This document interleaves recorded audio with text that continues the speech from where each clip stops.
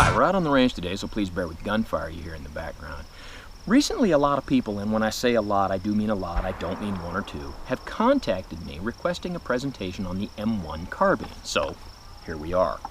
And I was able to purchase this rifle because of donations to the Patreon account, thank you everybody, and because someone sold it to me at a very good price. Thank you, Andy. Now, the M1 Carbine was used by the American military for a couple of decades, and sources disagree as to when it went into and went out of service. But M1 Carbines have been made by many different manufacturers in many different configurations for the military and the commercial market. And to do an in-depth analysis of the M1 Carbine, we could be here for days. But to keep this presentation best measured in minutes, I want to hit some of the high points, such as the statistics of length and weight of the rifle, the power of the .30 carbine cartridge, how it stacks up against a couple of other cartridges, and why it gets such a reputation for being underpowered, accuracy, and the relevance, or lack thereof, of the M1 Carbine in the 21st century. And I want to start with a discussion of power, and I'll start that with a close-up of what the ammunition looks like. From your left to right are the 7.62x51, also known as 7.62 NATO, 7.62x39, 30-30, also known as 7.62x51R, 357 Magnum, .30 Carbine, 38 Special, 45 ACP, and 9x19. So we can see that the .30 Carbine, compared to some common rifle rounds, is fairly small. So we see that .30 Carbine ammunition is kind of small compared to most rifle rounds, but how powerful is it? I've got the chronograph set up at 7 yards, and we'll see what kind of velocities we get. However, there's going to be a couple of yabbits and a big punch line at the end of this segment, so please hold all commentary until then. Also, I'm going to test several types of ammunition today, so the chronograph portion is going to be tedious, and you are invited to skip ahead to the part with the chart. So let's get started, and we're going to start with Remington green and white box, .30 Carbine, 110 grain full metal jacket round nose.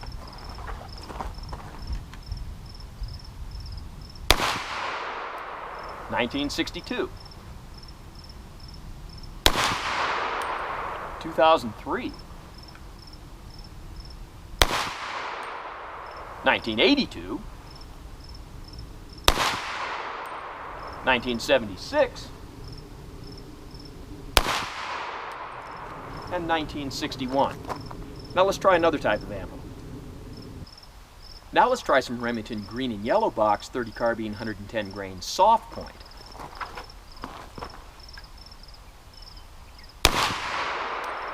(2006), 1972, 1999, 1963, and 1977. Let's try another type of ammo. Now we'll try a Soleil and below .30 Carbine, 110 grain soft point.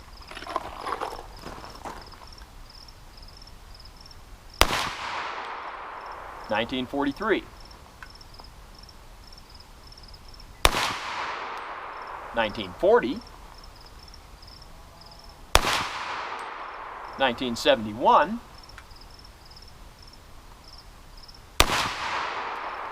1942, and 1943. Now let's try another type of ammo. Now this is Hornady Custom .30 Carbine, 110 grain round nose soft point.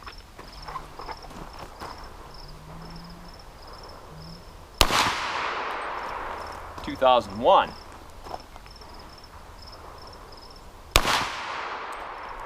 2027, 2019, 2023,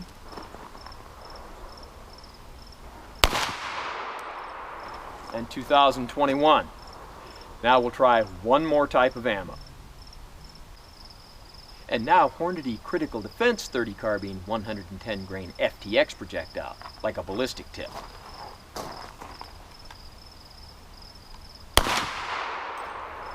2005,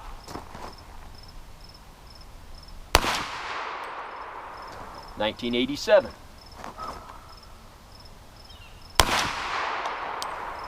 2004,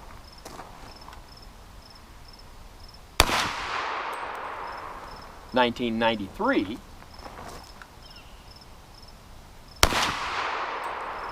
1967,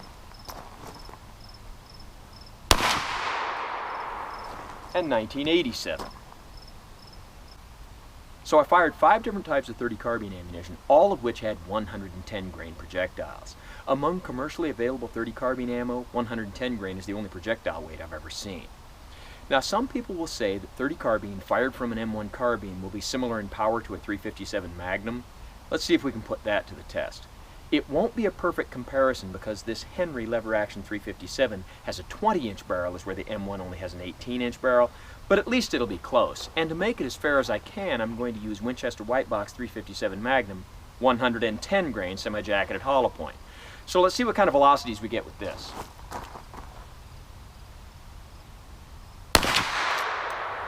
.1623, 1635, 1643, 1663,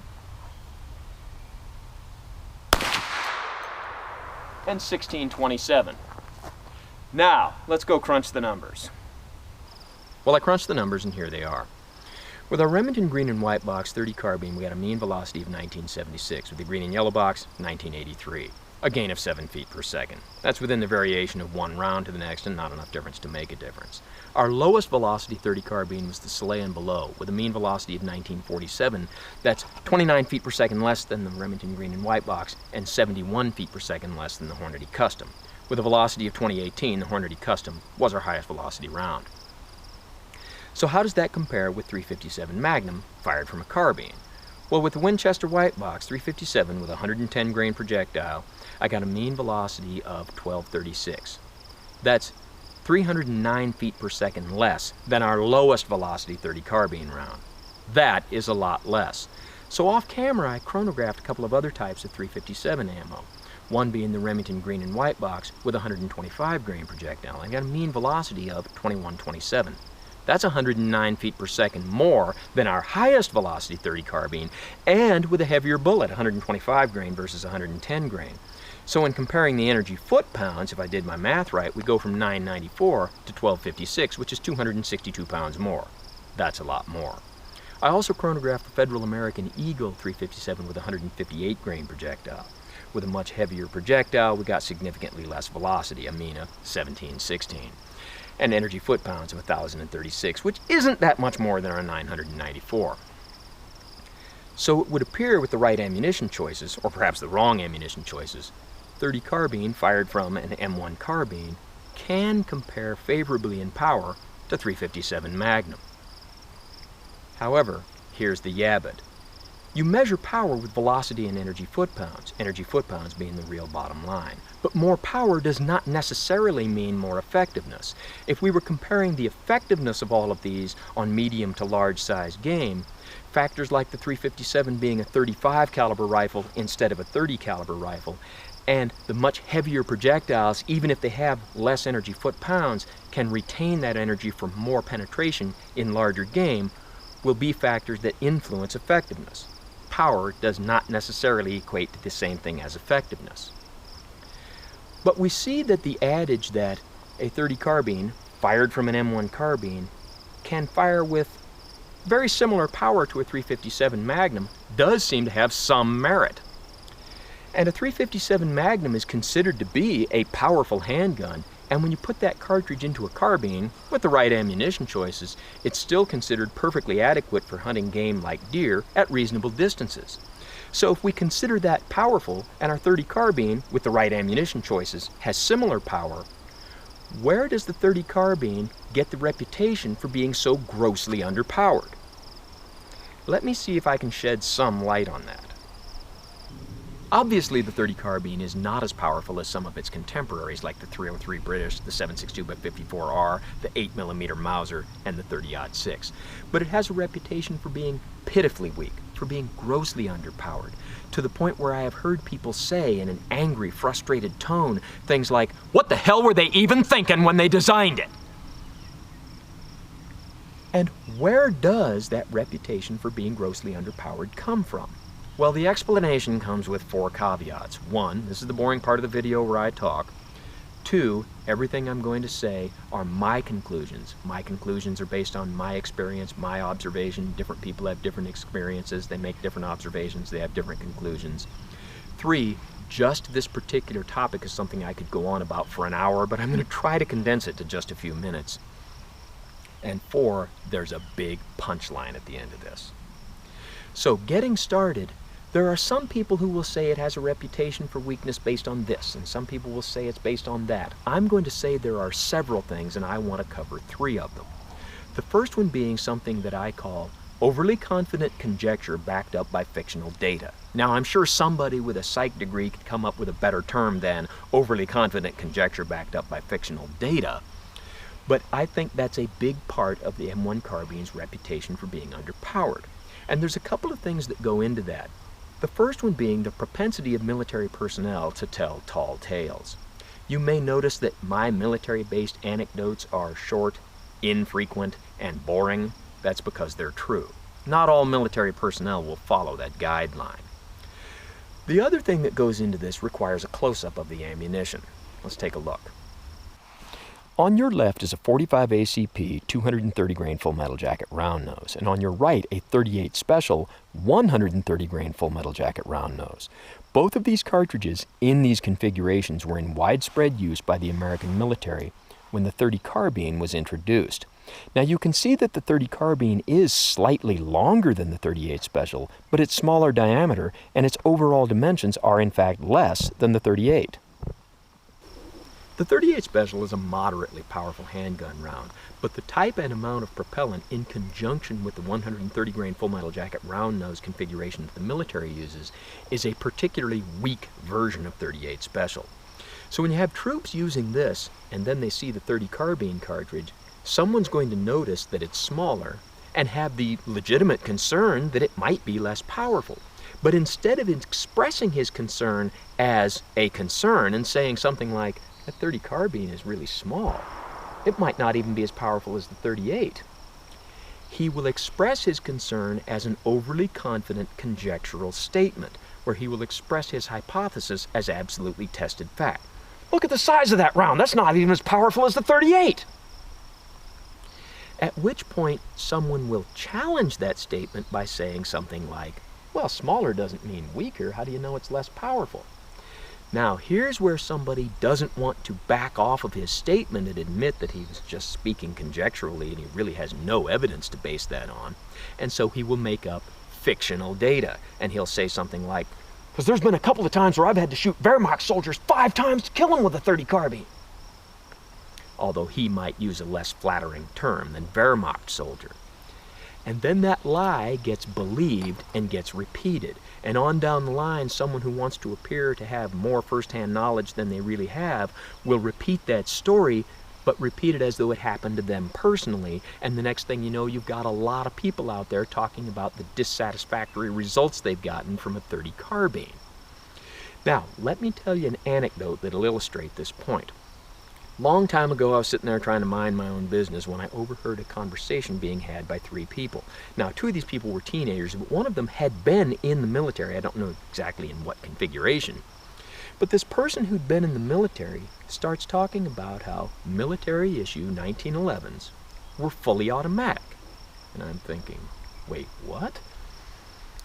And starts going on about how if you pull the trigger partway back, it's semi-auto. But if you pull the trigger on the 1911 all the way back, it's fully automatic and it'll empty that magazine before you even know what happened.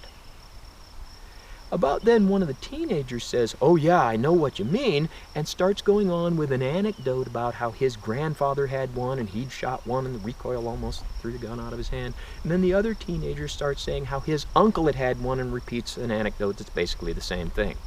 And I'm listening to this thinking, I don't want to say anything to these people, but did I miss something here? And of course, no, I hadn't missed anything. This is just a bunch of tall tales going on. But someone who doesn't know any better listens to this kind of stuff and hears it repeated and believes it. And this kind of thing is really destructive, and it's at least in part responsible for the .30 carbine's reputation for being grossly underpowered. Now, the second thing I want to discuss, again, requires a close-up look at the ammunition. This is a military issue .30-06 cartridge. You can see it's peeling up here a little bit, but this one is a tracer. The .30-06 is a very powerful rifle, and it's perfectly adequate for elk, moose, or buffalo. I've killed a buffalo with the .30-06. And in the early 1940s, when the .30 carbine was introduced, at that point the .30-06 had been the caliber for America's main battle rifles for over 30 years. And when the .30 carbine is introduced, you can see it is a lot smaller and it is significantly less powerful. However, less power does not mean inadequate power, and smaller does not necessarily mean too small. Let me show you something that I think will illustrate my point. This is Buckley, and he's a Bernese mountain dog. Now, depending on which source you read, a Bernese should weigh anywhere from 90 to 130 pounds. Last time Buckley was on the scale, he weighed about 105. So he's not at the high end of the scale, but he's not a midget either. But as we go out in public, people frequently comment about how small he is and how undersized he is. Why is that? Mainly two things. One, he is a little bit on the smaller scale, and two, come here, Ski. This is Whiskey, who is an Irish wolfhound, who last time he was on the scale weighed over 150. So when the two of them are together, Buckley can't help but look small. Now, the third thing on my list takes a few minutes to explain, but I think it's very important, so please bear with me. In the state that I live in, if someone under age 18 wants to go hunting, they're required to attend a hunter education class. You take several hours of instruction, you take a test, you get your little card, and off you go. When I took that class, I was still measuring my age in single digits, and I was issued a hunter education manual. In that manual was a ballistics chart sponsored by Remington, and it had nice big pictures of all the different cartridges that Remington was manufacturing at the time, and information like the different projectile weights and different projectile designs, muzzle velocities, velocities at 200 and 300 yards, energy foot-pounds, trajectories, all kinds of good information. So a couple of years after taking the class, when I acquired an M1 Carbine, I got out my manual and I go in there and I look at the ballistics chart, and I was dismayed at how weak the .30 carbine cartridge was. I ended up looking at a different hunter education manual that was a few years newer, and it had a different chart, so it had been reprinted, but the information was still the same. I also looked at a reloading manual. Now, reloading manuals will show many different velocities because there's different propellants and different projectiles, but the numbers it was showing were pretty consistent with the chart. And what the chart showed was that Remington green and yellow box, .30 carbine, 110 grain soft point projectile had a velocity of 1,310 feet per second. You saw earlier that we chronographed that same ammunition at 1,987. The book is showing a velocity that's 677 feet per second less than what we actually chronographed it. And no, the ammunition hasn't changed. That chart was misprinted. And based on that misprint, and checking a couple of other sources that were just newer versions of the same misprint, was in part of why I decided to get rid of the M1 Carbine, and why I have advised several people over the years to not buy them, because the .30 carbine cartridge is so underpowered. There was a time where one of my colleagues was going on an angry rant about how stupid the M1 Carbine and the .30 carbine cartridge was because it's so underpowered, and I realized he read the same manual I did. Now, the significance of this is that that same manual was issued to who knows how many thousands of kids in the state that I live in over quite a few years. And so a lot of people were exposed to the same misinformation I was. And another thing, and I don't know the answer to this, so if anybody has any information, please share it, but the hunter education manuals of other states, did they have a similar chart? Did the kids in Washington, Idaho, Montana, Minnesota, the Dakotas, Colorado, Wyoming, Kansas, Nebraska, the list goes on, did all of those kids see the same misprinted chart? And it leaves me with many thousands, or perhaps hundreds of thousands of people saw that misinformation and came to the same erroneous conclusion that I did, that the M1 Carbine and the .30 Carbine cartridge are grossly underpowered. Now that we've talked about power ad nauseum, let's see how that power translates into effectiveness. And I'm going to demonstrate the effectiveness of a .30 Carbine by shooting a .357 Magnum at the meat target. Now, for those who haven't seen it before, the meat target is leather jacket skin, followed by pork chop pectorals, pork ribs, a bag of oranges to simulate lung tissue, more pork ribs on the back, 4 layers of t-shirt on the front, 4 layers on the back, and the whole thing followed by the new and improved high-tech fleece bullet stop. And I'm going to shoot Remington green and white box .357 Magnum 125 grain jacketed soft point. And I'll shoot from 25 yards, and let's see what kind of effectiveness we get.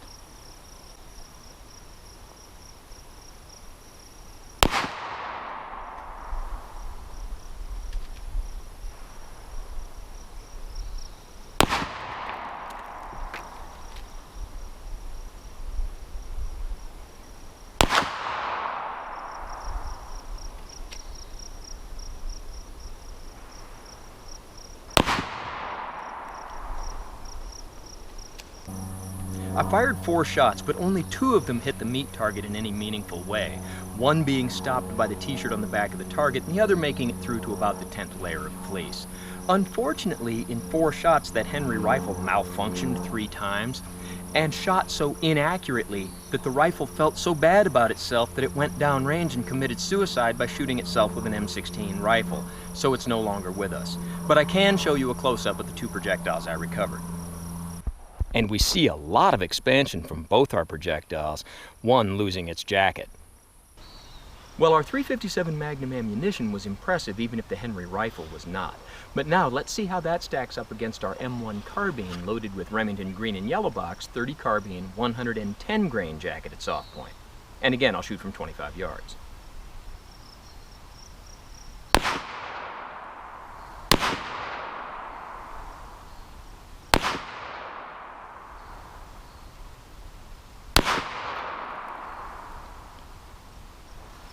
This time I fired 4 rounds and all 4 hit the target, doing a lot of damage to our pork chop pectoral, annihilating the ribs on the front of the target, thrashing our orange lung tissue, but unfortunately the target got turned enough that all of the rounds went through, missing the ribs on the back of the target. And they all penetrated anywhere from the 20th to 40th layer of fleece. Now let me show you a close-up of these projectiles.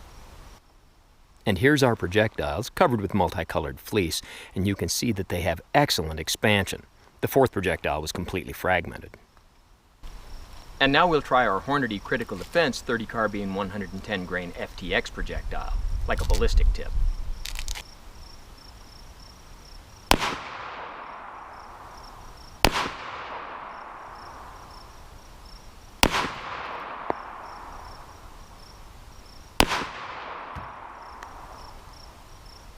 Well, there's a lot of damage to our ribs on the front of the target. Just annihilated our orange lung tissue. A couple of the rounds did hit the ribs on the back of the target, but made much smaller holes, so they lost a lot of their velocity, but still, where the bullets hit the ribs, broke them. And all of our projectiles penetrated to about the 30th layer of fleece. Now let me show you a close-up of what these look like. And again, one of our projectiles fragmented and there was only bits of it left, but as far as the other 3, we see very good expansion. So far, our M1 Carbine seems to be performing pretty well, but what kind of results will we get using ammunition that's more similar to what you'd see in a military setting? Now I'll shoot from 25 yards with our Remington green and white box 110 grain full metal jacket round nose.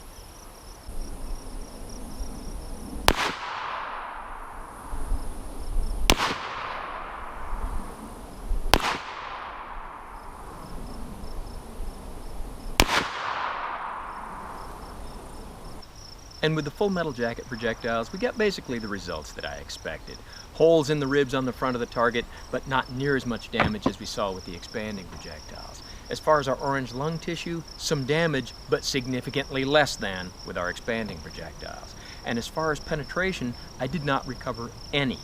As far as I can tell, they all went through every single layer of the fleece bullet stop.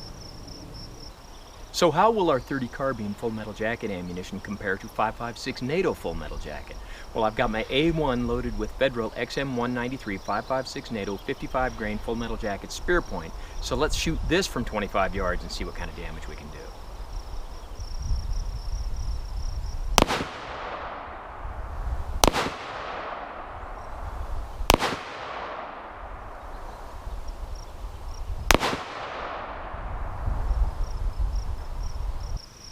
Now with our 5.56 NATO, we see just 5.56 caliber holes in the ribs on the front of the target.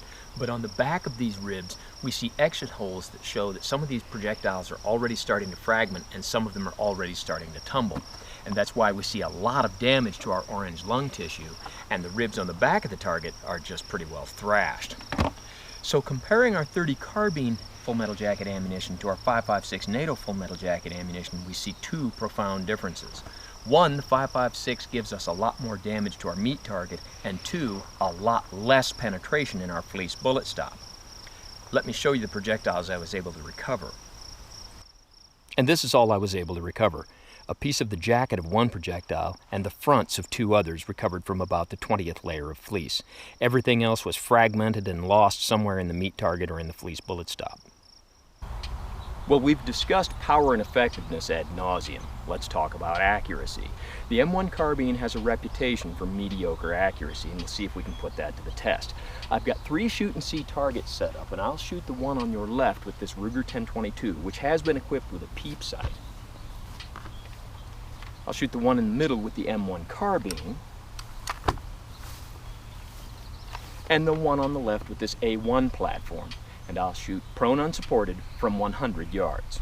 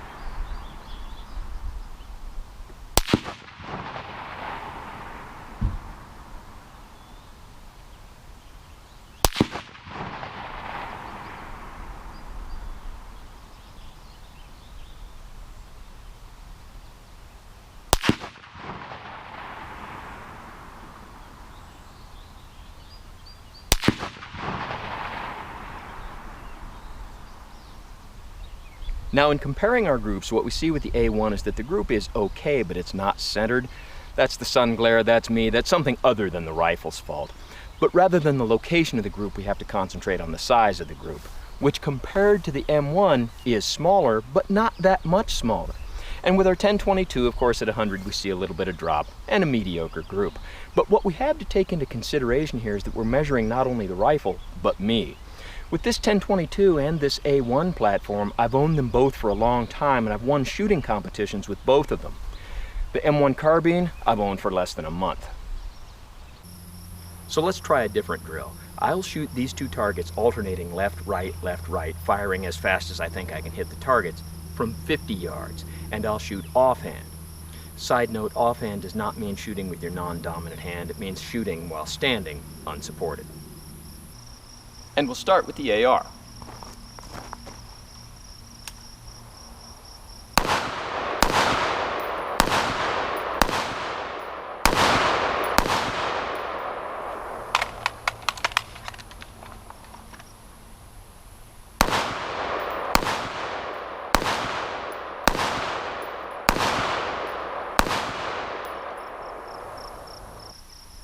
And now the M1.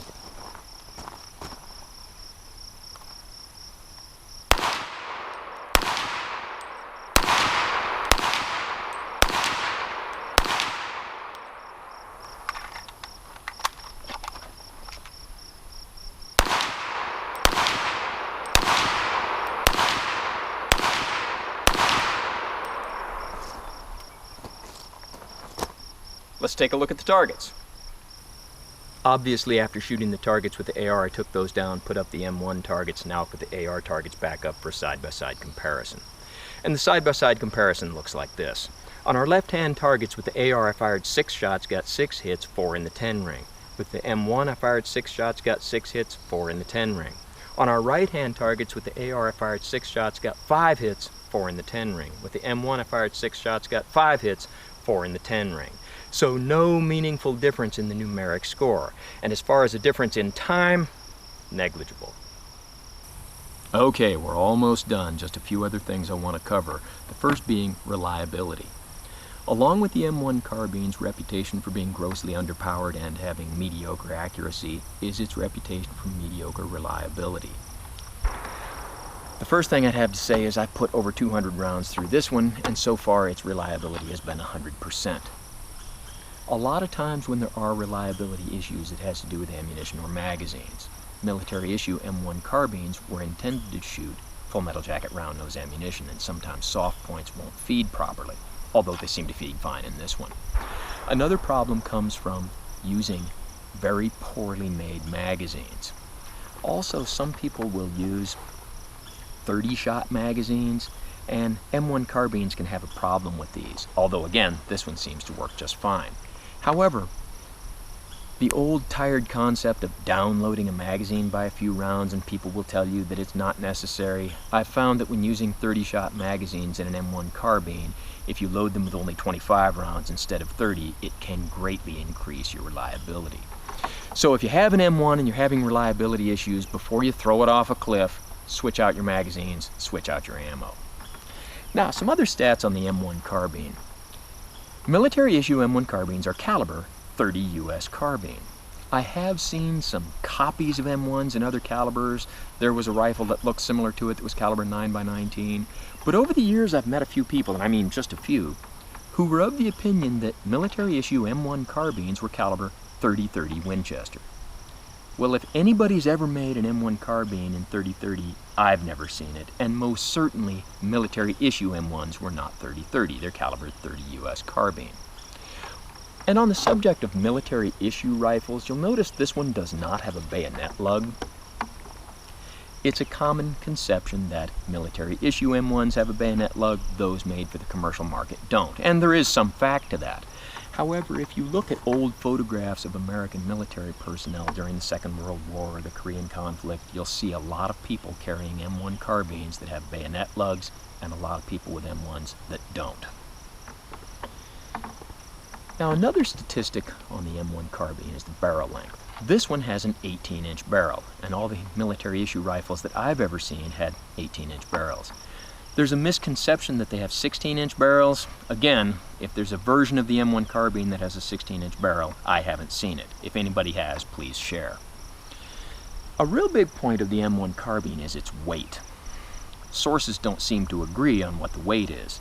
I read a source that said 5.2 pounds, a source that read 5.4 pounds. That might have something to do with the absence or presence of a bayonet lug. But even at 5.4 pounds, that sounds pretty light. And compared to the carbine's contemporaries, like the Tommy gun or the M1 Garand, 5.4 pounds is very light. And side note, I say Garand, some people will tell you that it's Garand, tomato, tomato, Caribbean, Caribbean, caramel, caramel, carbine, carbine. This is not the format to critique my pronunciation. But by today's standards, how light is 5.4 pounds? Well, by textbook, this A1 rifle has a weight of 6.5. The A2 is 7.9 pounds. And even some of today's carbine versions of your AR platforms are still going to weigh significantly more than 5.4 pounds. So, the M1 is still pretty light. However, right about now is when someone brings up the weight of the ammunition. Your ammunition has 4 components: projectile, propellant, primer, casing. Your projectile being typically copper-jacketed lead, is a big part of the overall weight of your ammunition. And because your .30 carbine ammo is a 110 grain projectile and your 5.56 NATO is a 55 grain or 62 grain projectile, it can lead to the conclusion that although smaller, .30 carbine ammo would weigh more. Well, I weighed some ammunition, and when you weigh whole cartridges, they can vary in weight depending on the manufacturer, even when they all have the same projectile weight. And what I found was that .30 carbine ammo weighs just about 180 grains, while by comparison 5.56 NATO ammunition, loaded with a 55 grain projectile, weighs a little over 170 grains. So the weight of the .30 carbine ammo is more, but not by very much. To put it in perspective, if you were carrying a basic load of 200 rounds, your .30 carbine ammo would increase your weight by a little over 4 ounces. And if you were using 5.56 NATO ammo with a 62 grain projectile, the difference in weight would be almost nothing. So, the advantage of the 5.4 pound rifle seems to be a very significant advantage. But that brings us to the next topic, the relevance or lack thereof of the M1 Carbine in the 21st century. Well, even though today we saw that it seems to have more power than we gave it credit for, and more accuracy than we gave it credit for, it's not going to really stack up against AR platform rifles at distances of 300, 400, 500 yards. Also, there's the problem with the availability and the cost of the ammunition. Because .30 carbine ammo is not as popular as it once was, it's not at a lot of stores, and its price tag can be 70, even 80% more than 5.56 NATO ammunition. Then there's the cost and the availability of the rifles themselves. A long time ago, M1 carbines were a dime a dozen. They were very inexpensive. But today, because they're considered collector's items, rifles like this in good working order that haven't been modified will, at least where I've seen them for sale, fetch prices of $900 or more, even though you can go down to the store and buy a good AR platform for $600 or less, at least in my local area. And that's a big difference in price. So if I were looking for a rifle to buy, the M1 Carbine would not be one of the finalists. However, if you happen to have one because you purchased it long enough ago that it was inexpensive, or perhaps you inherited it, based on what we've seen today, the M1 Carbine most certainly can get the job done. So as always, don't try this at home on what you call a professional, and thanks for watching the M1 Carbine video.